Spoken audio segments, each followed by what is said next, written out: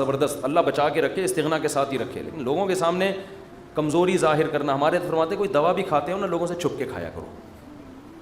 کوئی بھی دوا کھا رہے ہو لوگ اپنی بیماری لوگوں کے سامنے ایسے نکلو، یہ کوئی بیماری نہیں، فٹ فاٹ، بے شک چھپ چھپ کے کچھ بھی کھا رہا ہو، ٹھیک ہے نا، لوگوں کے سامنے مت غم کو ظاہر کرو.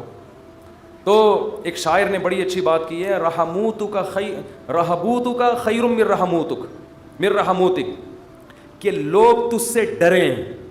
یہ بھی غلط ہے نا، ظالم سے لوگ ڈرتے ہیں نا، لوگ تجھ سے ڈریں، لوگوں کے دل میں تیرا خوف ہو، یہ غلط ہے. لیکن اس سے بہتر ہے کہ لوگ تجھ پہ ترس کھائیں.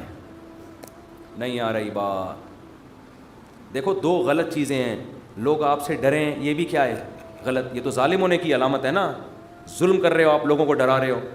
لیکن اس نے کہا یہ غلط ہے مگر اتنا نہیں جتنا یہ غلط ہے کہ لوگ آپ پہ ترس کھائیں. یہ زیادہ غلط ہے، یہ آپ کے کمزور ہونے کی، یہ آپ کے بے عزت ہونے کی دلیل ہے. ظالم کی بھی عزت ہو جاتی ہے، ڈر سے ہوتی ہے. مظلوم جس پہ ظلم ہو رہا ہوتا ہے نا اور وہ رو رہا ہوتا ہے ظالم کے سامنے، اس کی معاشرے میں عزت نہیں ہوتی، اور عزت بڑی چیز ہے.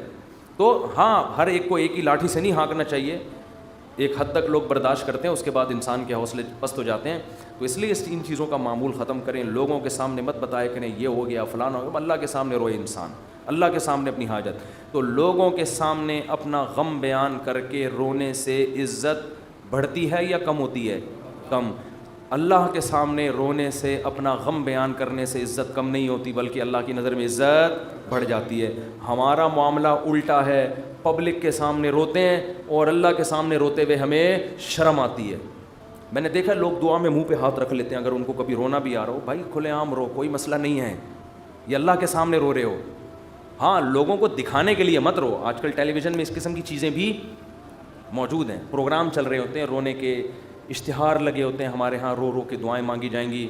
آدمی حیران ہوتا ہے، تم نے پہلے سے اشتہار لگا دیا اور بالفرض تمہیں رونا نہیں آیا تو پبلک کہے گی تم نے اعلان تو یہ کیا تھا رو رو کے دعائیں مانگی جائیں گی، کم بخت رو کیوں نہیں رہا ہے اب تو یہ ناٹک اور یہ ڈرامے اللہ کو پسند نہیں ہے. اور کمال کی بات یہ ہے کہ ہمارے نبی نے فرمایا اللہ سے رو کے دعا مانگو، رونا نہ آئے تو ٹینشن کی بات نہیں ہے، رونے والی صورت بنا لو، انداز رونے والا ہو، اسٹائل رونے والا ہو. جیسے بھیکاری مانگ رہے ہوتے ہیں، دیکھو رونا نہ آئے اور انداز رونے والا بنا لے، یہ رونے سے بھی زیادہ بہتر ہے. کیونکہ اللہ کہتا ہے کہ اس کے بس میں جو ہے وہ اس نے چھوڑا نہیں ہے. کیونکہ جب رونا آتا ہے تو دعا میں دل لگتا ہے، رونا نہیں آتا تو دعا میں دل نہیں لگتا، پھر بھی انسان مانگتا ہے. یہ ادا اللہ کو زیادہ پسند ہے.